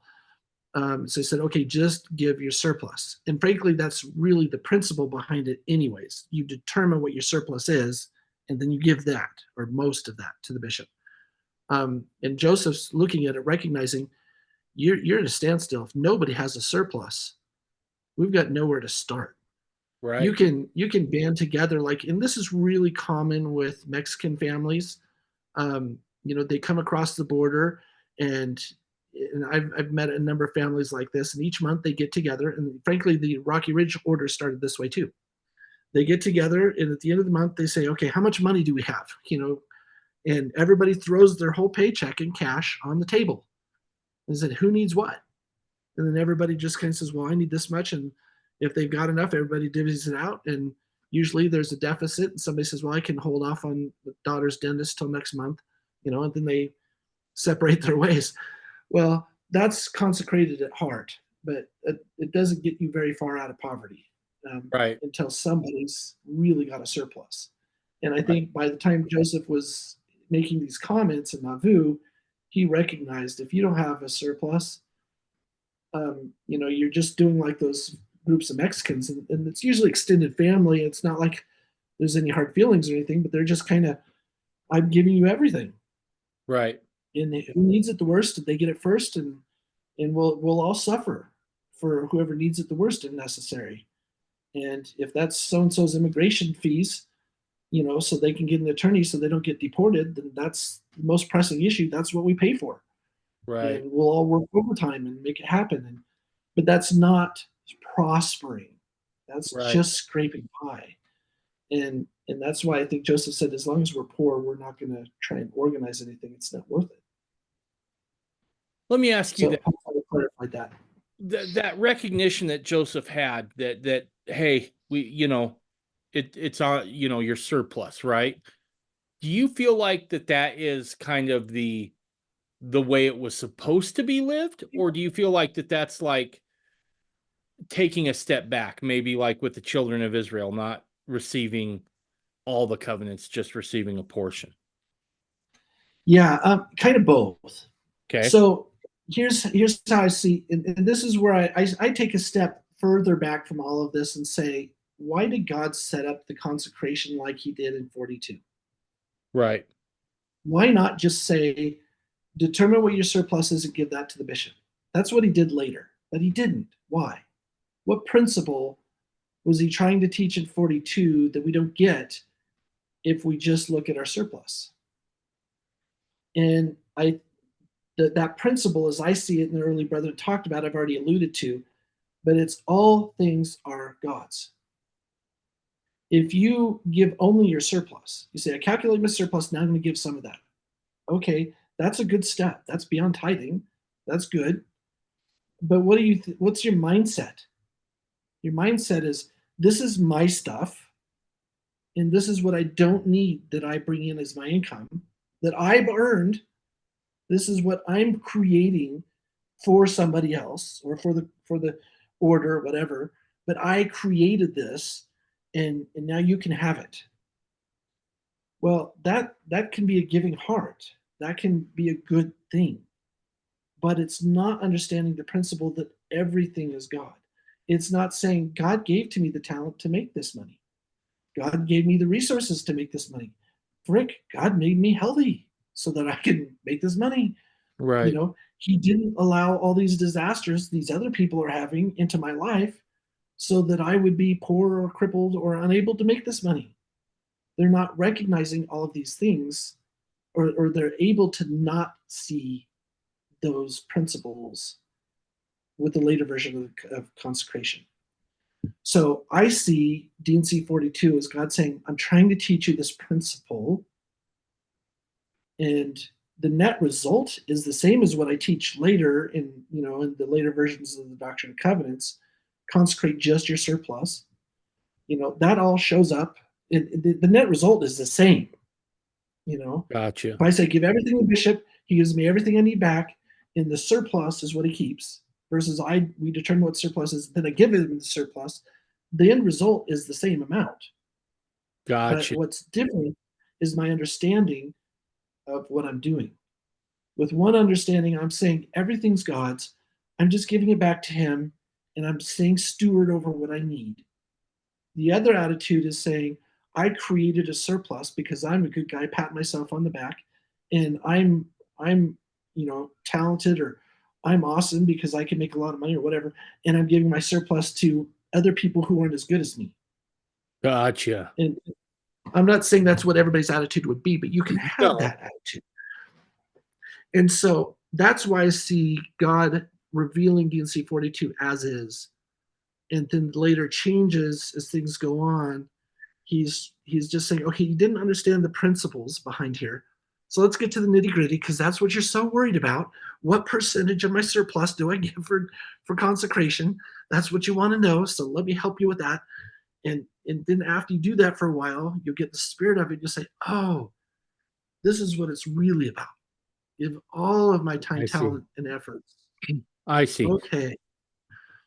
No, that makes sense. Same thing as tithing. It's a small amount to encourage you to say, I felt really good when I gave that money to the beggar. I felt really good. Brother so-and-so just had an accident. He's been really poor this month. We brought him over this big meal and a couple coats for the kids because winter just started. His kids grew out of last year's. It felt so good to be able to go give to them and help them out, and then you want to do it again, I know I had some experiences like that early in the church. I grew up pagan. I didn't know anything about these things, and I remember a couple times being able to help other families out and doing a secret Santa type stuff, and and just seeing somebody who's really struggling just beam because they got help, you know, and you just feel so good. You're just like, wow, I want to do that again. Yeah. That's to me what tithing is about.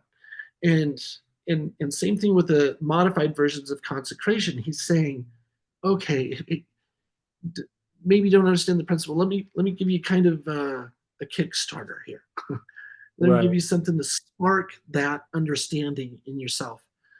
And maybe you don't get a full understanding of it, but at least you're on the right track. Right. That's how I see the emendations to the DNC that show up later. And and when Brigham Young, and I think it's John Timpson in Centennial Park come along and say, "What are you guys willing to do? You know, this is what we're supposed to do, but what are you really willing to do? Because at the end of the day, that's better than doing nothing. It's Right. at least stepping stone." And I to me, and I said to the when he told me that was his stance, I'm like, that's genius Right. because I don't think like that. And this is where I have a really strong weakness this way. Joseph Smith said two things, and they're heavily impactful on me, and I forget to step outside of them sometimes. The one is he said, "I will stand by true principle even if I'm the only one." Hmm. Um, and the other one he said is, "I've made this my rule. When God commands, I do it." Well, those two statements, those two attitudes, are not compatible with what are you willing to do. Right. That's not what God's asking you to do. Like, what are you willing to do? You know, and I think it's in TPGS 149, 150, where Joseph says, "When is a man in his calling election sure?" He says, "When a man proves to God that he's willing to obey regardless of the consequences, then he will have his calling election made sure." So the attitude again is God commands, I do it. It's not, well, God commands, and well, this is what I'm willing to do.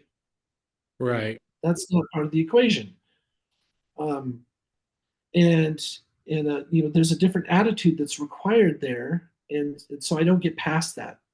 I was on my mission one time, and I was interviewing for baptism a Russian, wasn't exactly a family, it was kind of family and friends, and I was they were really poor, and as I looked at their situation, I didn't want to talk to them about tithing. Yeah. I was just like, you guys need help. We shouldn't be asking for your money. Which at the time I didn't realize is correct principle. It's just how I felt about it.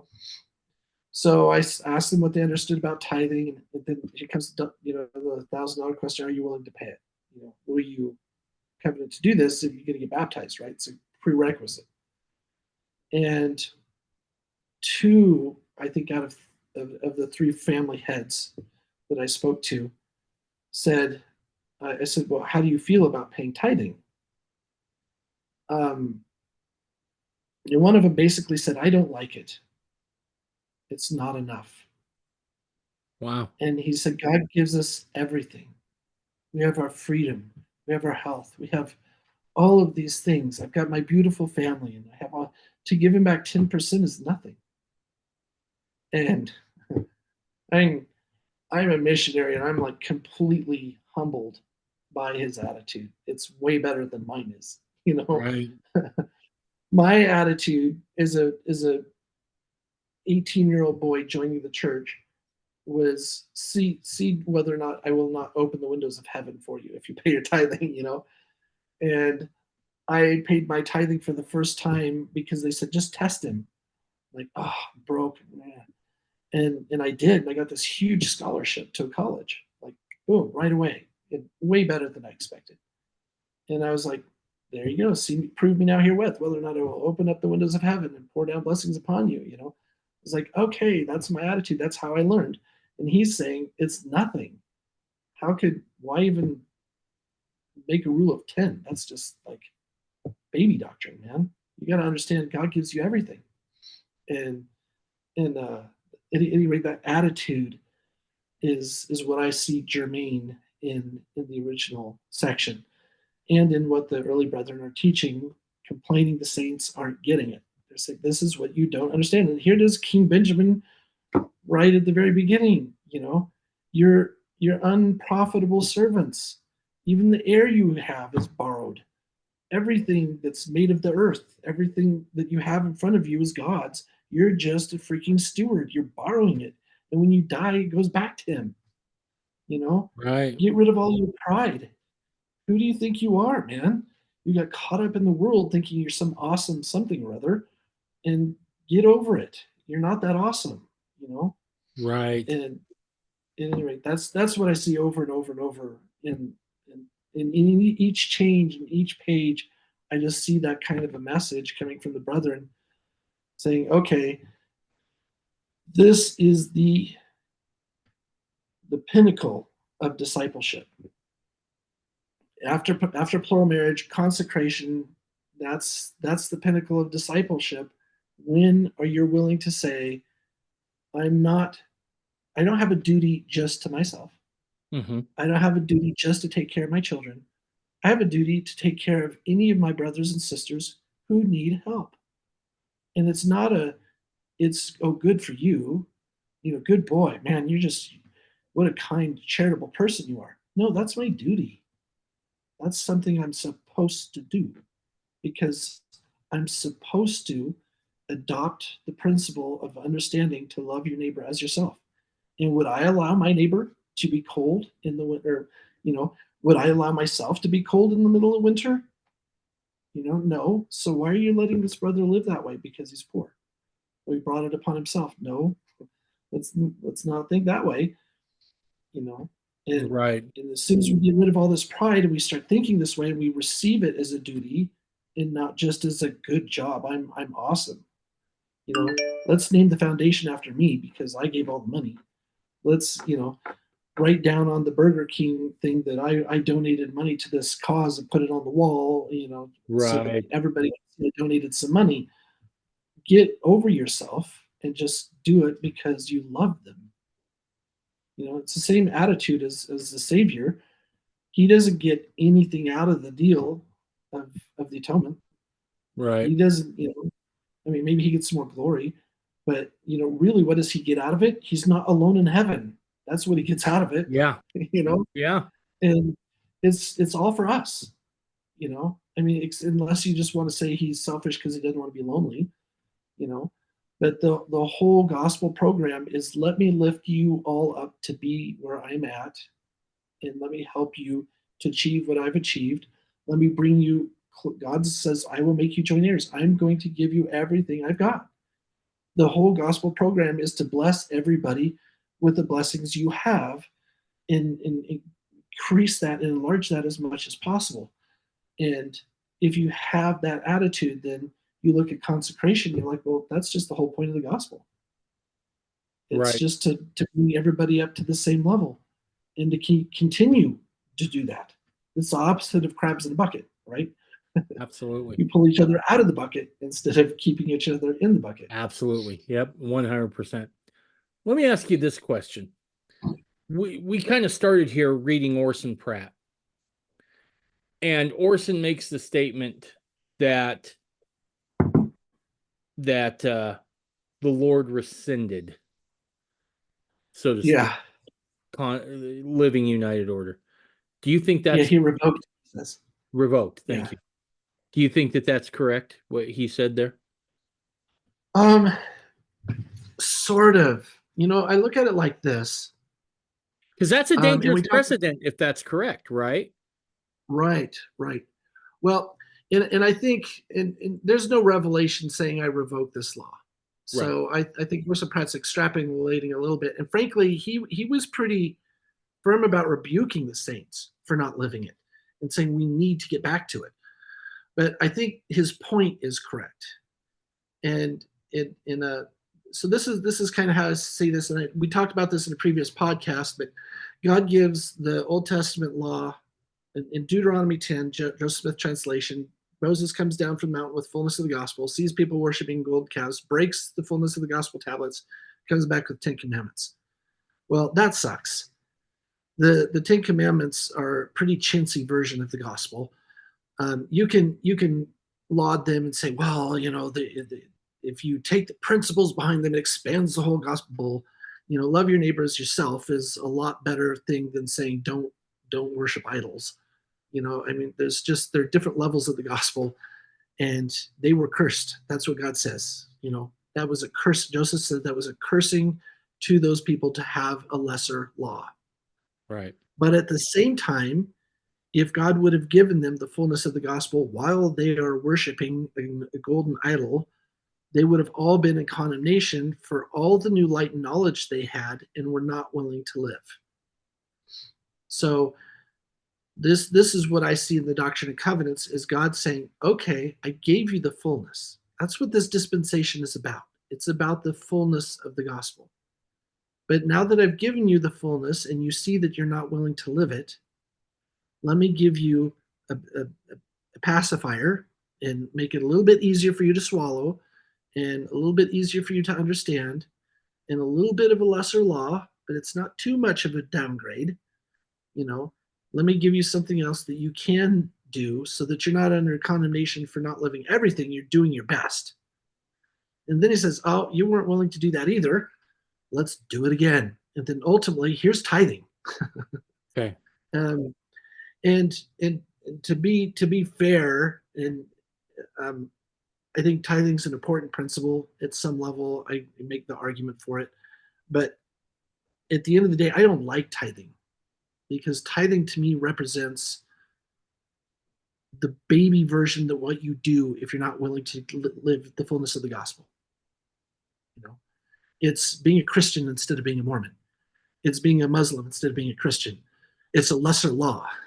Okay. And I don't want to live the lesser law. I want to live the higher law.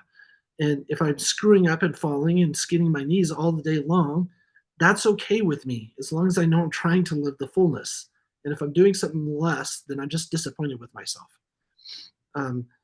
So I just got lost somewhere in the quest, and I apologize. No.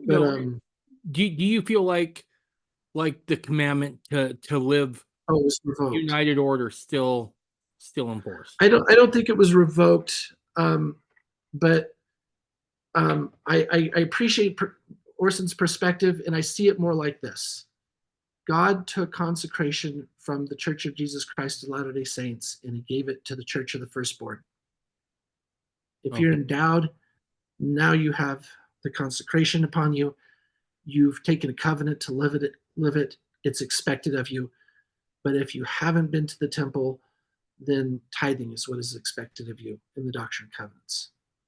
That seems to be what the early brethren taught. That no, you don't have to live consecration, just live tithing. It's okay. Now you've been through the temple? Well, we don't have a formal way of living consecration. Just do your best, And that sounds nice, but nobody really does it without a structure, Right. I was in the church for a good dozen years and or more. I don't really remember. I'd have to go back and think about it. But there's a lot of amazing people in the church. But to say that you're consecrated, give all of your surplus or 80% of your surplus or whatever, you're focusing all of your extra effort to make your brother as yourself. There's way too much wealth disparity to even begin to make that argument in the church. Right. Individuals sometimes, rarely, most of the individuals in the church that I met who were more consecrated than anybody else were frankly just wealthy, and they still had way more surplus that they could have done more with. Right. And that's not ripping on them, saying they're bad people. I benefited from some of those people, and some of those were really good friends of mine. But that's different than say they're living consecration as outlined in the DNC. Right. Even without a formal organization, to have the attitude everything's God's. I make 4,000 surplus a month, or 10,000 surplus a month. Are you giving 10,000 surplus a month? Are you using that surplus to make an even greater surplus and giving a huge portion of that to poor people every month, or to a building the kingdom somehow? Or do you have 100,000 in your 401k? Do you have a $750,000 house?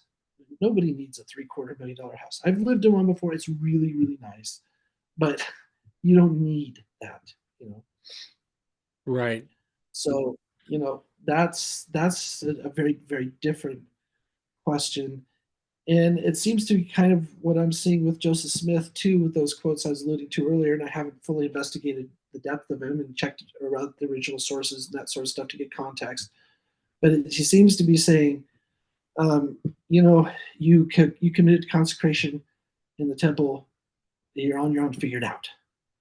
Well, okay, but how do I figure it out? I have to go back to Doctrine Covenants, right? I mean, that's the revelation. Right. But it's also kind of like, the 1886 revelation on plural marriage, where it says, I'm taking away that burden from the church, and now it's on the individual. It's the same kind of attitude. It doesn't necessarily mean that's the best. That's just pragmatics of how things are working. Right. Saints aren't willing to live consecration. So the three of you who want to live it, good luck. You have my blessing. Do whatever you want, and I will be proud of you. Yeah. Because it's better than what everybody else is doing. Gotcha. But Gotcha. No, that makes sense. Well, dude, that was good stuff. yeah, I've really been excited. I'm working on this project. I never thought I would be learning so much. That's awesome. You were saying earlier that is the changes in the revelation Joseph expressing himself, or learning to express himself better. DNC 76 is even more like that, because we've got the poetic version. Right. He rewrites 76 and says this is what it means, and gosh, it's such a blessing to have that.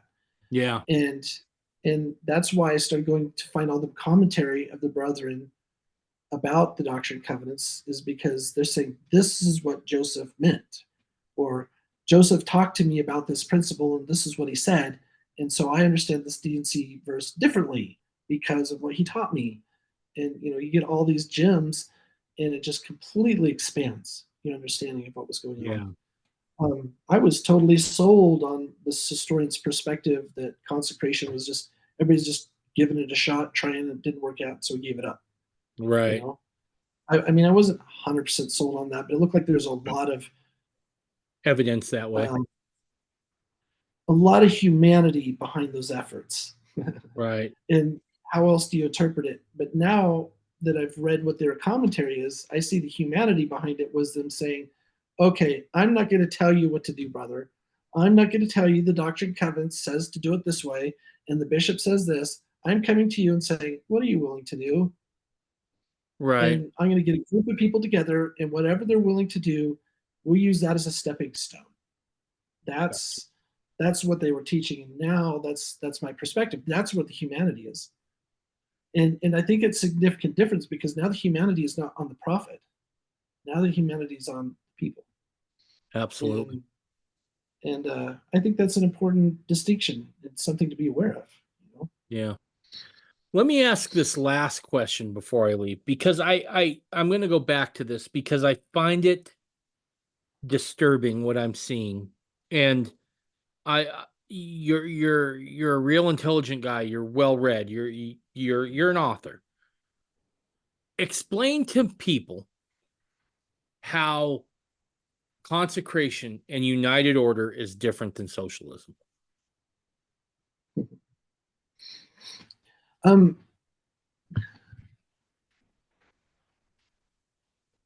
think the pat answer is a good one. I think the pat answer is one's voluntary and one's not.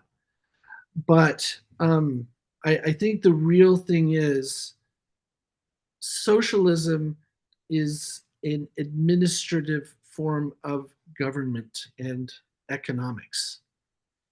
The United Order is an effort to teach people principles to make them closer to God. And that's a fundamental difference. And if you, for anybody listening, what I've been trying to express when I ask the question, why did God reveal D&C 42 as is, knowing we would reject it, knowing the saints would reject revision number 1, knowing the saints would reject revision number 2, because he was trying to teach them principles first.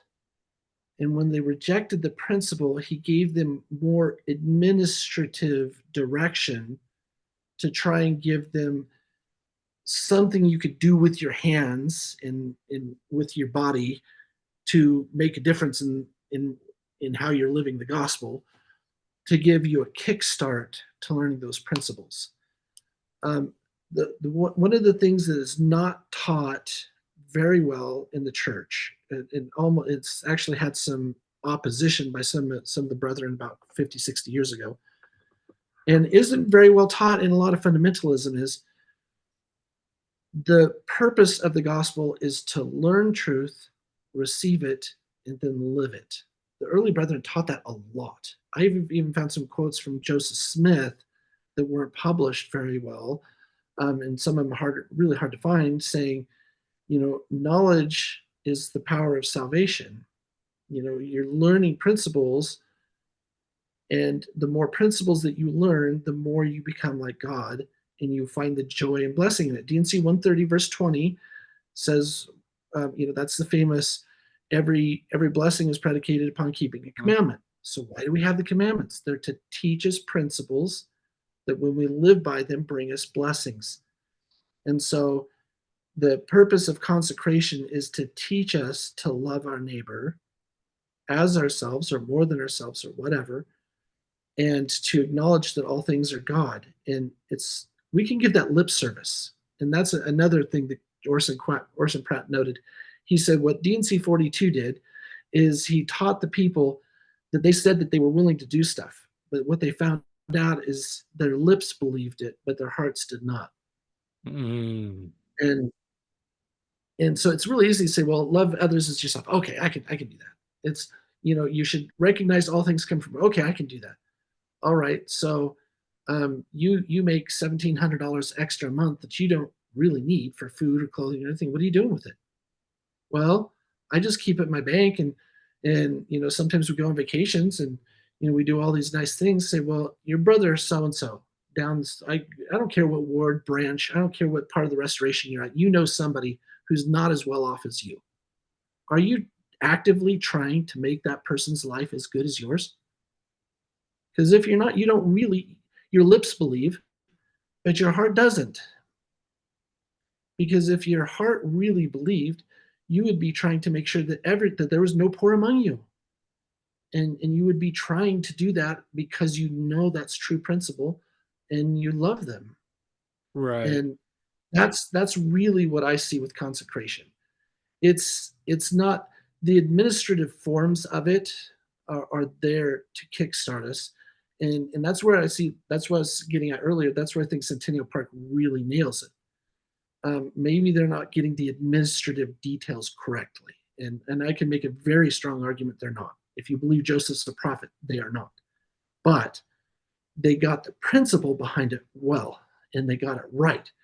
And that's, to me, that's why they're succeeding, because they learned a lesson, even if they didn't learn, maybe they took a path that was wavy back and forth on the way upward instead of a straight line, but they're moving the general right direction, and they're course correcting as they move on, and their hearts are right. And that's the big difference to me between consecration and socialism. Socialism doesn't care about principle. They don't care about where your heart is. They don't care about what you're learning. They don't care if you understand that God is the owner of everything. They don't care about any of those things. But that's the whole point of consecration. At the end of the day, God doesn't care if you've got 2 houses or 3. He doesn't care if you've got 4 cars or a beater. He doesn't care about a lot of these details, so long as there's no poor among you, so long as people aren't suffering below you, and so long as you're willing to give to somebody who needs it. Right. That's, And I'll give you another example. At Rocky Ridge, I had a friend, and one of the founders there, and his daughter came to him once, and he bought her a car for her birthday. And she came to him and she said, "Dad, I feel really guilty having this car because, I know that there are families that don't have as nice of a car as I have, you know." And he said, "Well, let me ask you a question.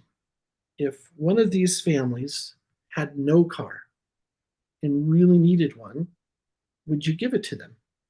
And she said, "Well, sure." And he said, "Then it's a righteous want." Um, and and to me, that's the attitude. Okay, people, what's his name? Christian Bale drives like some nice truck, but it's a beater. I mean, it doesn't look like a Lamborghini Maserati. It's not a fancy looking car. It's just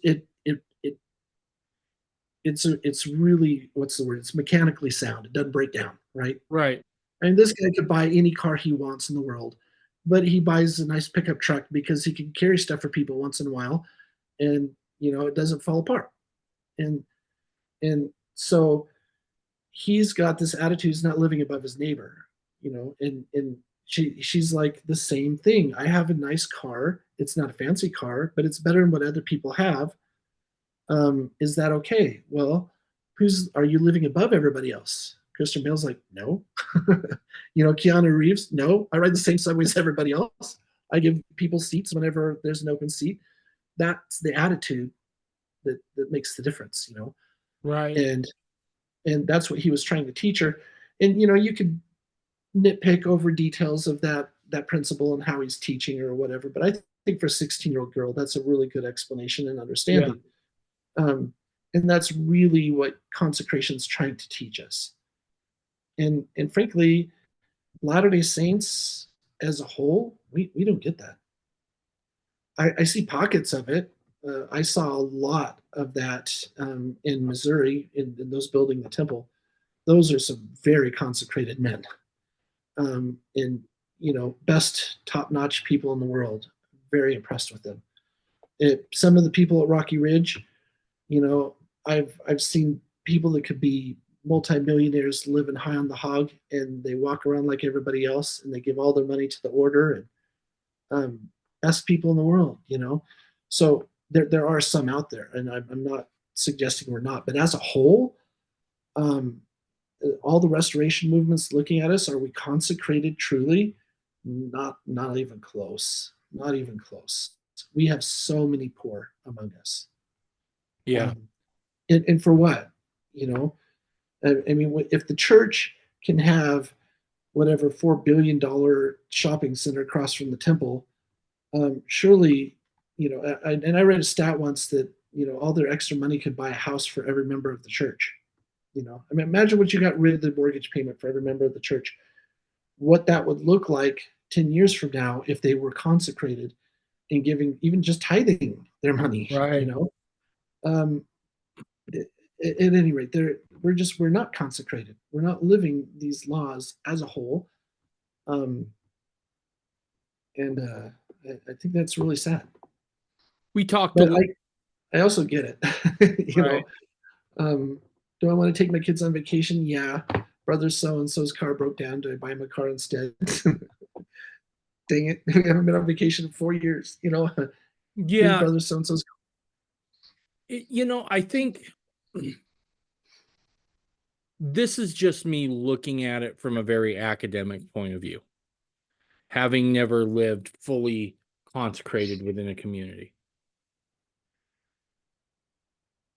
My guess is that once that community is up off the ground, right, and it's raising all ships, so to speak, right, the tide raises all ships.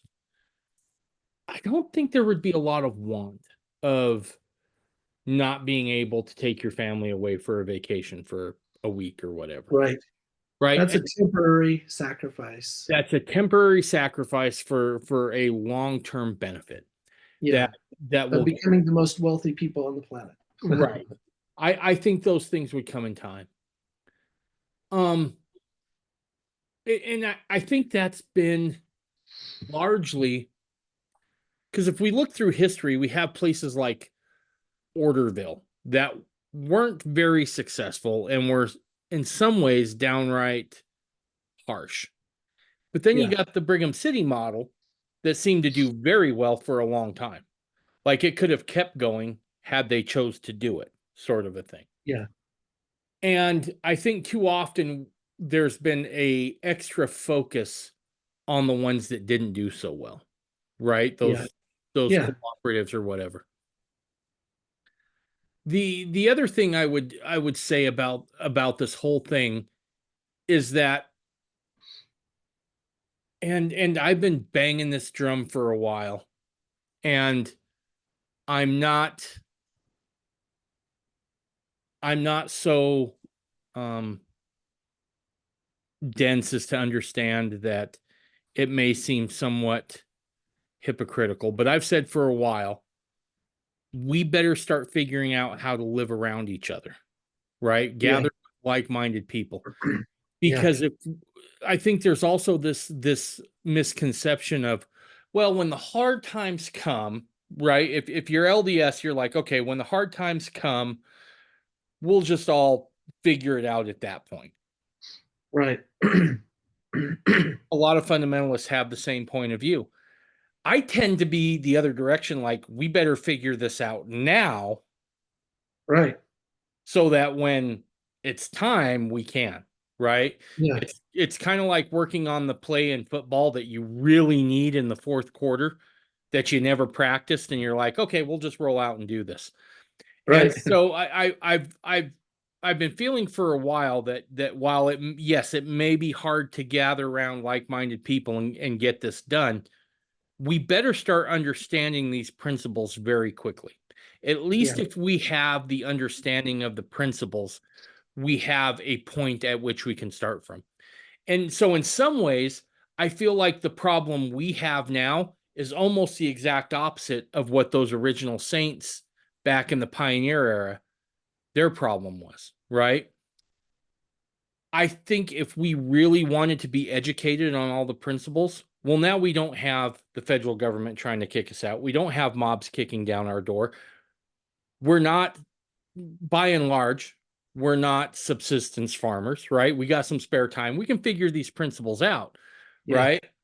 And so it's the the living it portion that's the toughest because a lot of us aren't like-minded. And if you're in the LDS church, you got to wait for those orders to come down from Salt Lake to do it.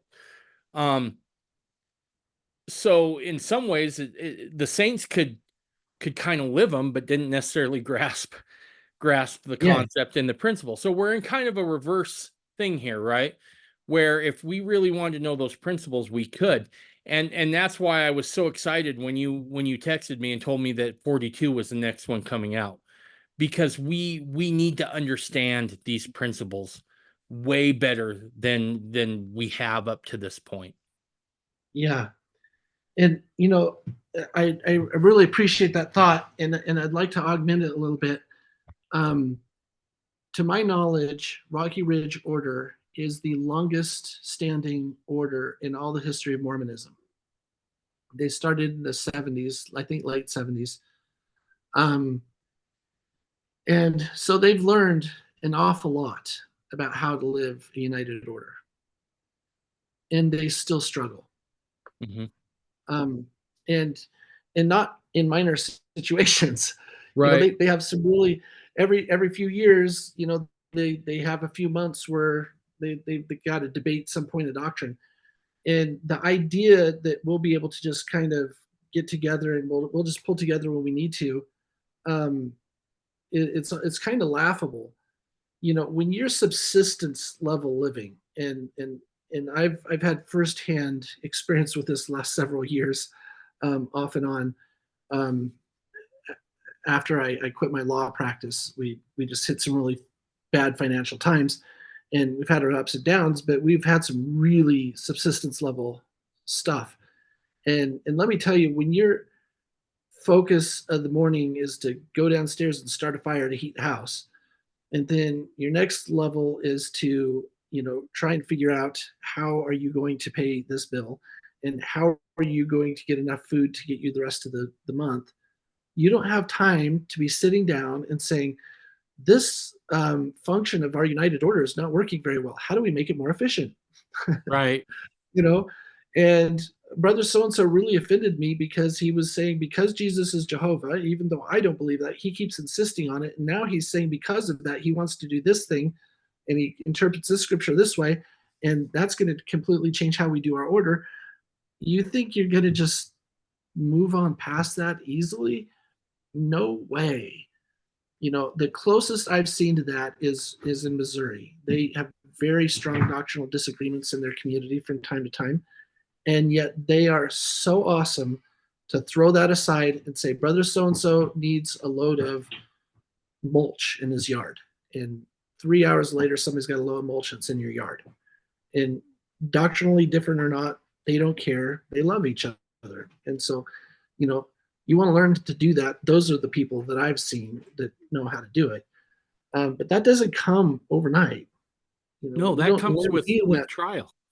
Yeah, they've been going at that for a few decades now, and they're still struggling in a lot of ways, but they're really good at those basics of helping each other. But even then, I ran a grocery store there, and we were working with people to exchange goods and get this resource from this person, this resource, and try and make connections and make things happen a little bit better than they were there. And some systems they already had in place, they're doing great, but some systems there's nothing there, and you're trying to find out who can we get eggs from, and whatever the situation is, it takes effort and work to get a system where somebody's making enough eggs for the community, even if everybody has 1 or 2 chickens of their own, because they might need 100 chickens and they only have 50, or whatever the situation is. Those types of pragmatic things take a lot of your time. And to think that, oh, we'll just pull together when we need to and make it happen, no, you won't. We will sure want to, and we will sure hope to, but it's just things like that don't just pull together simply. It's not that easy. Ask anybody in a management situation, how easy it is to manage people, or ask a polygamist with 5 wives, how easy is it to manage your family? And they're not going to give you a pat 2-second answer. And that's, when you get in a survival mode and everything's falling apart, and all of a sudden you realize, wow, we don't have anybody that manufactures metal stuff, and I need a smith. What am I going to do? That's going to be 3 days of researching for you, or 4 days, or a week, or and then you might have trouble getting them to do it because they're backlogged. It's just the solutions aren't that simple. Yeah. We really do need to be banding together more now, like you're saying. And I've seen a lot of people moved by the Spirit to try and do different things to get groups to work together that way. And I think it's necessary and commendable. I'm super supportive of any of those efforts at whatever level. I've got a lot of doctrinal disagreements with Liberanites and with the Kingstonites and whatever, but I don't care. At some level, if they're trying to live the gospel the best they can, if they're just saying, I'm just trying to get closer to Father, then put that aside. I can put shoulder to shoulder with you and dig a ditch. I can shoulder to shoulder with you and go research something for you so that we can talk about, the best way to approach this situation, or whatever, share our talents together in any type of a fashion. There's, we work with Babylon all the time. Why can't we work with each other?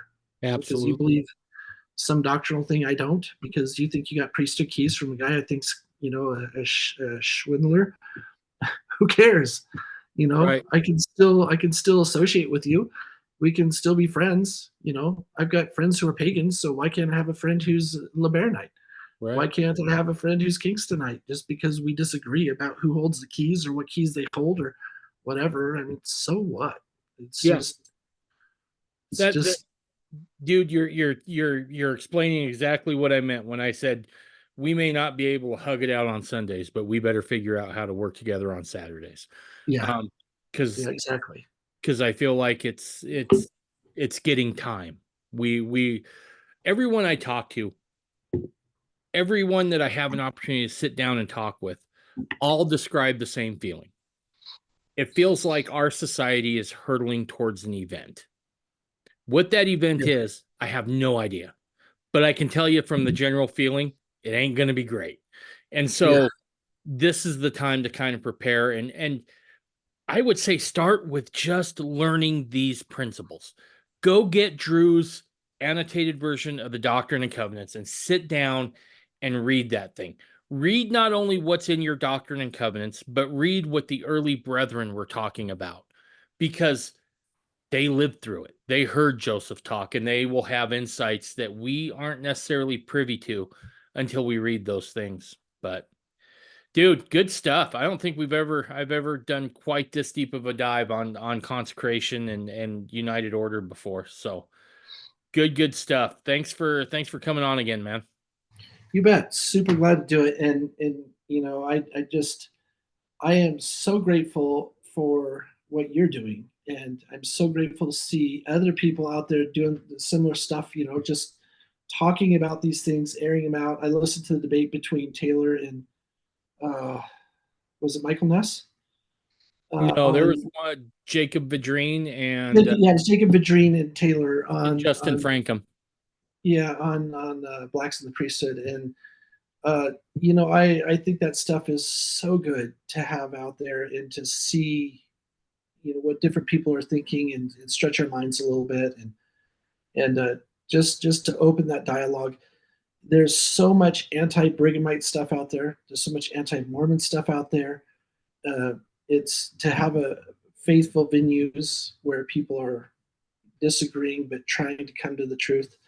I'm so grateful to see it out there. I personally don't do well listening to podcasts regularly. It just doesn't fit my work very well. Sure. I'm writing and thinking all the time. My brain gets clogged, and I've got to, listen to some sci-fi fantasy or something to get myself going. But and I'm horrible with auditory stuff. But I love that we've got the venue for people that do. And I know a lot of people commute, and that's their mainstay of learning. And anyway, super grateful for it, and glad to see your talents go in that direction too. Well, I sure appreciate that. I appreciate the sentiment, and dude, our conversations, I always enjoy them a ton. I always end up learning way something more. So, dude, let's keep in touch as always. And when you crank out something new, which should be in about 6 hours, right? I mean, if you keep I'm planning on it. 6 hours. So we'll get you back on. We'll talk about that as well. Where can people find that annotated version of the Doctrine and Covenants? So everything is on Amazon. Everything's print on demand these days. And if I could mention on that, I'm doing the entire Doctrine and Covenants and dozens, like I think there's 60 or 70 or something unpublished revelations, all annotated in the same way eventually as part of this project. I'm doing them digitally, so everything's hyperlinked, so you can look at stuff super fast. I've got a video on how that works on Forgotten Mormon Teachings on Facebook. But I'm ultimately going to be doing this on a whole series. And so if there are any of our listeners, readers, whatever, who are reading D&C 76 Annotated, whether it's Joseph Smith Edition or Early Brethren or whatever, if they're formatting things or something you'd like to see change or different, I am super open to critique, criticism, whatever. I'm not super happy with every little detail myself. I don't know how to change stuff because of the project I'm doing is so huge. But if anybody has thoughts that way, understand I'm super open to ideas and thought. I want this to be accessible to a teenager to read and understand and follow and learn. And I'm especially sensitive for the new generation. That's why I'm doing digital versions. But at any rate, just want to throw that out there that I'm open to any ideas of how to make it better. And so the final product for the whole Doctrine and Covenants, when it's done, is something that feeds the needs of everybody, whether it's the mom who's not super well educated, or it's dad who's got a PhD, or it's a teenager just trying to figure out where am I in fundamentalism, Right. So anyway, I just wanted to throw that out there. And reviews help me sell more. It helps me get people who are not familiar with what I'm doing to buy, but it also gives me the opportunity to know what my readers want, so that I can put out more. I put out 4 books last year and 10 editions of new books total. And next year I want to match that, do something the same. I've got some really big topics coming up, and any critique and feedback I've got will just make what I'm doing better for everybody else. So anyway. Perfect. All right, everybody, go to Amazon, get your version of the annotated version of the Doctrine and Covenants. Drew, dude, it's epic as always, and we'll talk at you next time. All right. All right. Sounds great. God bless. Right. Take care. Bye, everybody.